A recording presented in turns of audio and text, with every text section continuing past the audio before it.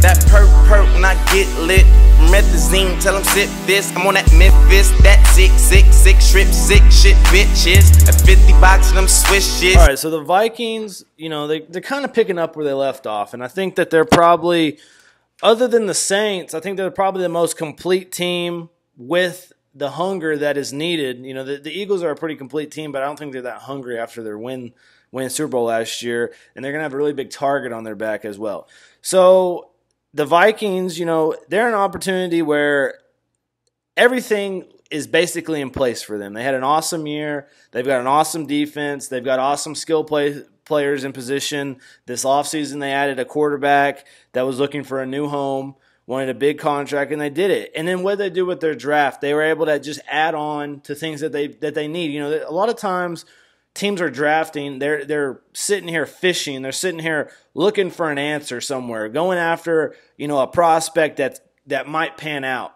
And the Vikings are in a different position than most of those teams. The Vikings are in a position where they have all the talented players in the starting lineups, and they have the ability to be like, we're kind of weak here. Let's draft a really highly touted player right here and see what he can be for us.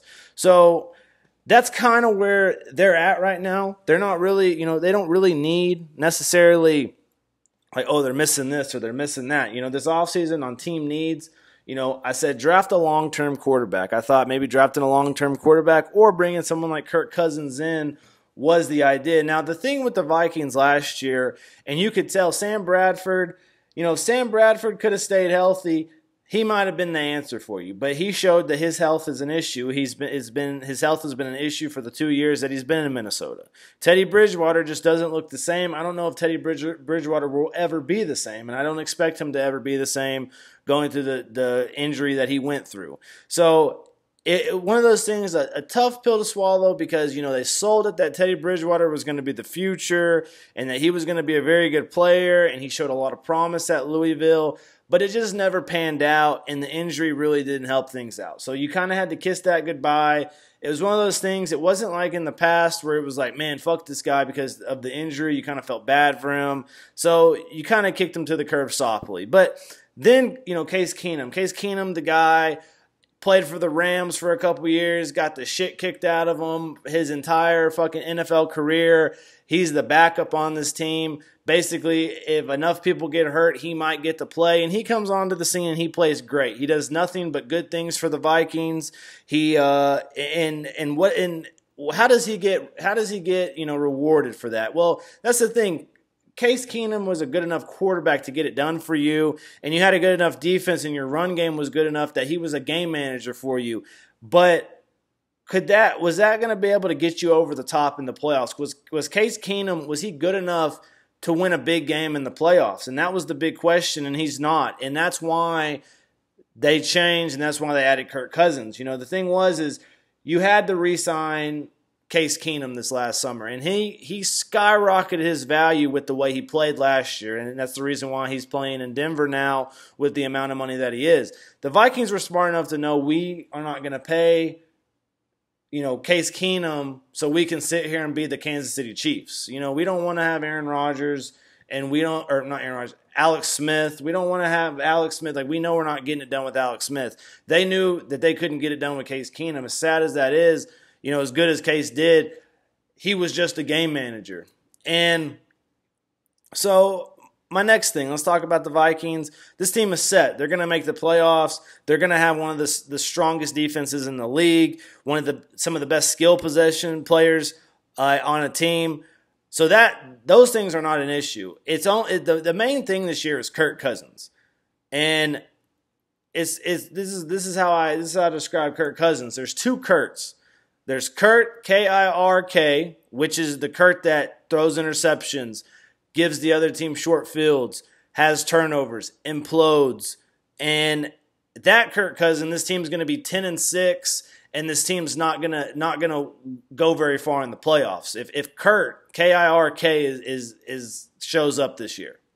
But if this guy named Kurt, K-U-R-T, Cousins shows up this year, the guy that has the best defense in the league, a strong offensive line, a good running game, good wide receivers, This is the thing about Kirk Cousins. This guy can be two different things, and that's how I see him. I see him being either one of the best quarterbacks in the league or just another one of the guys. And this is when he makes his ascension to one of the top guys in the league is this year with the fact that he has one of the best, like he has no excuses. He's got one of the best defenses. He's going to have tons of short fields. All he has to do is better himself. All he has to do is become a better decision maker, be better with the ball, and he needs to learn how to check in and out of passing and running plays to better his team, and that comes with experience. But it's time. He's old enough now that he should be able to read defenses like the veteran quarterbacks do. So this is a big year for Kirk Cousins. This is a big year for the Minnesota Vikings because they sold out and then went ahead and paid the guy that the Redskins wouldn't pay. Now, the Redskins wouldn't pay him because the Redskins like being mediocre. But if the Redskins were smart, they had a quarterback that they drafted that they could have added long-term for a good, 5 to 6 years and start building around him. But instead, the Vikings, who have built a pretty good team that didn't have this quarterback position, are going to go snag a guy that's going to be, I think, pretty good. So basically what I'm predicting, what I'm saying is it going to be Kurt, K-R-R-K, the same Kurt that we've seen in the past that showed good stuff at times, but at the end of the day throws an interception? Or are we going to see Kurt, this monster, the guy that comes out of the locker room after the Cowboys game and says, "You like that?" That's kind of what we're looking for the Vikings this summer. Or for the season. So let's talk about the offense. Dalvin Cook coming back for injury. I don't know how impactful he'll be with the ACL, crowded backfield, Latavius Murray, and then, what's his name's gone? Jerick McKinnon. He was a very good player for them last year, really stepped in. So Dalvin Cook's really going to – I think Dalvin Cook's healthy. I think he's going to have a pretty good year. But they rode Dalvin those first 4 weeks that he was in the league. And so I think they need to tone his workload down if they're going to use him for an entirety of a season. And then you talk about Kyle Rudolph. Kyle Rudolph, he's not necessarily the best. He's not the best receiving tight end in the league, but at the same time, he's a very good balanced guy. He can block. He can go and catch passes. He's just not targeted as much because they have Adam Thielen and Stephon Diggs. Adam Thielen had the breakout year last year. Come on, guys. I know he's white, and I know it's fun in fantasy, get this little white receiver, but this is not the year. Last year was the year to get Adam Thielen. 2 years ago was the year to get him through waiver wire. You're going to have to get him way too early this year. So if you can get him a little bit later, if someone's not going for him, if you can get, he's a guy that if you can devalue and get him later, like around 8, round 9, which is even late anyways, that's the time period where you go for an Adam Thielen because we don't know what he's going to be this year. He could be really good. But Case Keenum and Adam Thielen had a very, very good chemistry. That's something that you need to remember and realize. Stephon Diggs, I think Stephon Diggs has a good year. His is less about chemistry. His is about getting open, his speed. The thing is, I don't know if Diggs is going to deal with any double teams this year with the way he kind of tore up the league at the first of the year last year. Now, consistency is going to be a big thing for me with Diggs because he wasn't very consistent last year. He had 2 or 3 really big games. But other than that, if you looked at his point total, you'd be like, oh, he did pretty good fantasy-wise.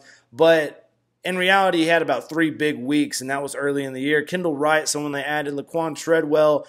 This guy, I never really thought that he was going to be that great of an NFL player because of the ACL injury that he suffered a couple years ago at Ole Miss. But he was an extreme talent that had to be drafted, and that's why he's on a roster. But I don't know if he'll ever pan out. Let's talk about the offensive line. Pat Eifin, guy out of Ohio State, Tom Complin, Mike Rimmers, Nick Easton, and Riley Reef. This is a good offensive line. I like this offensive line. They did very good protecting last year, and you can sit here and say the Vikings, you don't think they have a good offensive line, but at the end of the day, they protected the quarterback, and at the end of the day, they ran the ball pretty well, so they weren't that bad. Okay, so let's talk about the defense. This is the scary part about the Vikings. This is like early 2000s Baltimore Ravens-esque defense. That's how good I think this defense is. You talk about their defensive line. Danielle Hunter, he's getting better every year. Lavelle Joseph, another good player. Brian Robinson, a veteran. The guy just keeps coming. Brian Robinson, I love that guy. And then Sheldon Richardson. They added Sheldon Richardson this last summer. Space Eater. He's not going to really show up in the stat sheet, but he's a space eater, a good player. And he's a guy that's kind of bouncing around right now. He's at Seattle last year. Now he's in Minnesota. Maybe he'll find a home here. I know he's hungry, looking for a long-term contract. So we'll see what happens. Everson Griffin has been one of the better defensive linemen for the Vikings for multiple years. Let's go to their linebackers. Ben Gideon. I think this guy played at Michigan. Underrated type guy, had tons of tackles. I don't see how NFL teams miss college linebackers. Like, a lot of times these linebackers that end up being starters are guys that go undrafted or guys that get drafted late. It's like, it's easy. It's the guys who get all the fucking tackles. It's the guy that's all over the field. Like, I mean, I can fucking see it. I don't know why y'all don't. Eric Kendricks, another really good player, and then Anthony Barr and Anthony Barr. I mean, really good linebacking core. Like, the Vikings have been one of the best drafting teams, like, from year to year. Like, they do a great job at drafting. And then my favorite part of this team, their secondary, Trey Waynes.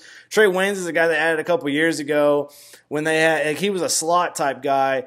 He played at Michigan State. He was a slot type guy when they drafted him, and now he's a starter. It's just like he's came into his own. Like, everything is panning out for the Vikings. Xavier Rhodes, one of the better linebackers in the league cornerbacks in the league last year. And then Andrew Sendejo, Harrison Smith locks down tight ends. He's a very good on tight ends. So, fantasy-wise, you don't start tight ends versus Minnesota. And then Andrew Sendejo, like I said, Harrison Smith, some white boys on the back end. And then so let's talk about their draft class. Mike Hughes, the cornerback. This is kind of what I was talking about at first when I said you're able to add guys that just make your team better even though they're not going to be starters. Mike Hughes is going to be a lockdown slot cornerback, I think, this year. I think he's going to make an impact. Brian O'Neill, guy out of Pittsburgh. This guy actually is he's that offensive lineman that can go out and catch passes. He caught a couple of touchdowns at Pittsburgh. Really liked what I saw out of him. I think he's going to be a good player. Jalen Holmes, the DN at Ohio State, a good player. Maybe he'll get some playing time. This defensive line is pretty stacked. Tyler Conklin at tight end, pretty good tight end out of Central Michigan. Daniel Carlson, he was my favorite kicker of all the kickers. He was by far the best kicker. I wouldn't be afraid to draft him fantasy-wise. He's going to be on a team that scores a lot of points. He's going to be an underrated guy because nobody knows about Daniel Carlson. So he's a guy that I like. I honestly, what just hit my head right now was I'm not drafting a kicker at all, and in my last round I'll draft Daniel Carlson because nobody's going to draft him. Colby Gossett, a guard out of Appalachian State. Adi Aruna, DN out of Tulane, and Devontae Downs. I really like Devontae Downs. I was surprised that he fell to the 7th round out of California. So they had an all right draft, pretty good draft. I like what they did this offseason, things that I thought that they should do. Well, I think I already talked about that. Draft a long-term quarterback. They got Cousins. Let's see here. What happened to... So I think what happened to Sharif Floyd? Is Sharif Floyd still on this team? Sharif Floyd. Let's see what's going on with Sharif Floyd. Okay, so he's a free agent. And so this is a guy that they lost most likely. I was just trying to figure out what happened with him because he wasn't on the losses, but he wasn't on the roster as well. So I was trying to figure out what was going on with him. So I think their biggest losses last season was probably Jerick McKinnon. They lost Bridgewater, Bradford, Keenum. Those are some other guys. Emmanuel Lamar. But nothing really bad. They added some all right players. Tavares King, Richardson, Simeon, Kendall Wright, Kirk Cousins was the big ad. So, I don't know. I think this team's going to be really good. To me, I just think that it's going to be fucking hard for Kirk Cousins to fuck up. Like, I think he's going to have such a good defense, such a good running game. He's got weapons at offense. It's like, if he fucks up, then he just fucking sucks. It just gets down to that. It's just like, everything that I've seen in Kirk Cousins, it's just like, man, like, he's got it. I think this guy's got it. I think he can be successful if you put the right team around him. So, and he's got it. So all the pressure this year is on Kirk Cousins. This is his team. it's all about him. That's just how I feel. Pass it, motherfucking swisher. Pour some motherfucking liquor for my motherfucking niggas who ain't with us, keep it drillin'. With my gold teeth, my French braids, getting those since